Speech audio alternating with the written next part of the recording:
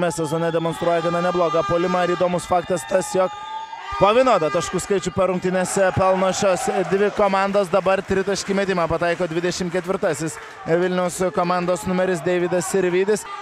Vilniaus krepšinio mokyklos persvara mažėja iki 12 taškų, tačiau Jonas Paukštė ir toliau dominuoja po krepšiu. Iš po krepšio klysta, labai lygioje vietoje suklysta dabar klaipėdiečiai ir už tai juos baudžia vilniečiai. Be abejo, sužaista dar tik kiek daugiau nei 12 minučių, tačiau kol kas Rokas dabar jau pelno 4-ąjį tašką ir čia vienas iš tų retų epizodų, kuomet pavyksta išdraskyti tiesiog vilniečių gynybą Klaipėdos komandai ir sumažinti savo atsilikimą.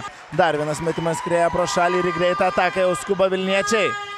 2 taškai greitos atakos metu. Vilniaus krepšinio mokyklos puolimas pastaruoju metu. Jokubaitis dar kartą dabar jau labai gražiai pranerė per visą varžovų gynybą Jokubaitis. 14 sekundžių dar lieka Klaipėdos atakai. Klysta dabar jau Vlado Knašiaus krepšinio mokykla ir dėjimas iš viršaus. Laiko dar tikrai užtektinai, tačiau išmestas kamuolys tiesiog į pačią aikštės pabaigą, į patį galą, tačiau puikiai Jokubaitis meta pro šalį. Vilniaus ekipa sugeba atsakyti 2 taškais su pražanga atakomis komandos. Mineikis, dar 2 jo taškai ir jis trečiajame kėlinyje. Vaitkus. 6 sekundės Klaipėdos atakai. Dar kartą iš toli dabar jau Mineikis ir pataiko. Ir su kamuoliu jau Klaipėda.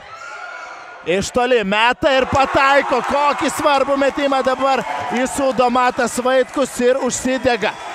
Iš toli dar meta dabar 12-asis Vilniaus komandos numeris Simas Jarumbauskas, jam pataikyti nepavyksta, o įtvirtina savo komandos pergalę greitos atakos metu.